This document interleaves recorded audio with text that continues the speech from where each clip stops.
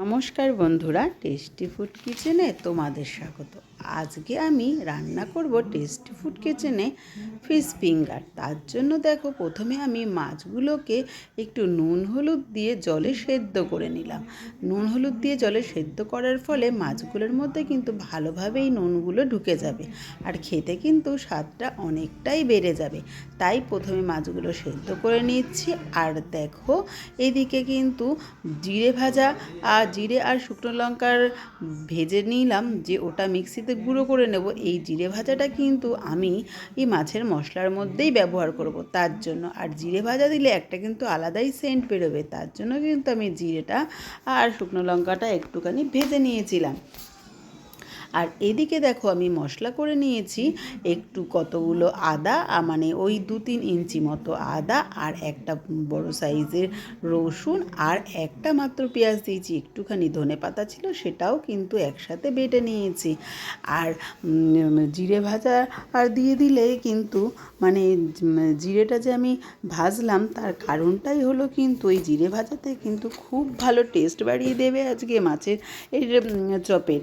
তো দেখো, মাছগুলো কিন্তু সেদ্ধ হয়ে গেছে ভালো করে। এবার মাছগুলোর কাঁটাগুলো খুব ভালো করে কিন্তু বেছে নিতে হবে। একটাও যদি কাটা থাকে তাহলে কিন্তু ওই খাওয়ার সময় মুখে ফুটলে খুব সমস্যা হবে। তার জন্য কিন্তু মাছের কাঁটাগুলো খুব ভালো করে বেছে নিতে হবে। আর দেখো, আমার মাছের কাঁটাগুলো কিন্তু ভাজা হয়ে গেছে, বাছা হয়ে গেছে। তো এবার একটা ফ্রাই প্যানের মধ্যে আমি অল্প পরিমাণ 2-3 চামচ মতো তেল দিয়ে দিয়েছি, আর তেলের মধ্যে একটা বড় সাইজের পেঁয়াজ দিয়ে দিয়েছি। আর এবার আমি দিয়ে দেবো কুচানো লঙ্কা। বেশ ভালো করে পেঁয়াজ আর লঙ্কাটা ভেজে নেব। পেঁয়াজ আর লঙ্কাগুলো একটু ভাজা ভাজা হয়ে গেলে ওর মধ্যে বেটে রাখা মশলাটা দিয়ে দেবো। বেটে রাখা মশলাটা বেশ ভালো করে খানিকক্ষণ নাড়াচাড়া করার পর দিয়ে দেবো আমি 1 চামচ ধনের গুঁড়ো, আর ওই যে ভেজে রেখেছিলাম জিরে লঙ্কার গুঁড়ো, সেটাও কিন্তু আমি দিয়ে দেবো পরিমাণ মতো। আর দিয়ে দেবো পরিমাণ মতো লবণ দিয়ে দেবো, পরিমাণ মতো হলুদ দিয়ে দেবো, আর দিয়ে দেবো অবশ্যই কিন্তু গরম মশলা। গরম মশলাটা দিলে এর সেন্টটা কিন্তু খুব ভালো বেরোবে, আর মাছের যে একটা আঁশটা গন্ধ, সেটা কিন্তু একদম বেরিয়ে যাবে। এবার বেশ ভালো করে মশলাগুলো আমি কষিয়ে নেব। কষিয়ে নেওয়ার পরে যে বেছে রাখা মাছগুলো, সেগুলো কিন্তু এবার মশলার মধ্যে দিয়ে দেব।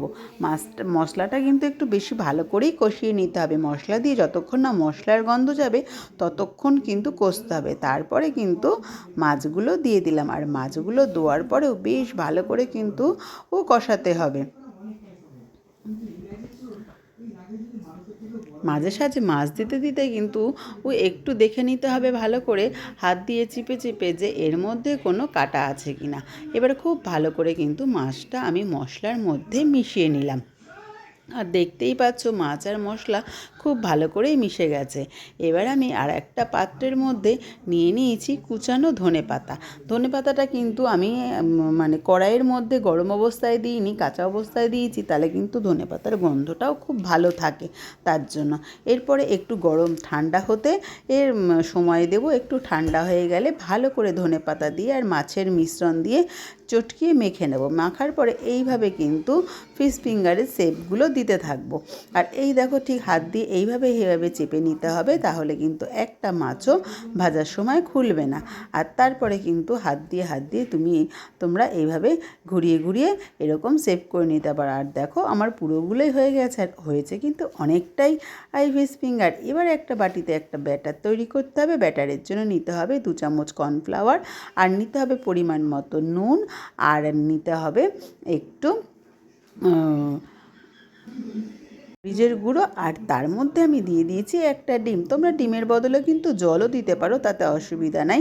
ডিমটা দিলে একটু গাজা গাজা হয় বলে অনেকে কিন্তু ডিম দিতে চায় না, আর আমি ডিমটা দিই, কারণ হলো ডিম দিলে কিন্তু তেলটা একটু কম লাগে। আর এদিকে দেখো, নিয়ে নিয়েছি আমি পাউরুটির গুঁড়ো, 7-8টা পাউরুটির পিসকে গুঁড়ো করে নিয়েছি, আর তার মধ্যে পরিমাণ মতো লবণ আর গোলমরিচের গুঁড়োও ভালো করে মিশিয়ে নিলাম।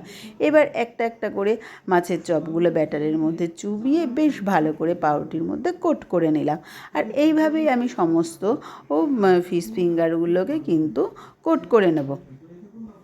ব্যাস, আমার কিন্তু কোট করা কমপ্লিট। তারপরে কিন্তু এইদিকে ফ্রাই প্যানে আমি বসিয়ে দিয়েছি তেল গরম করতে।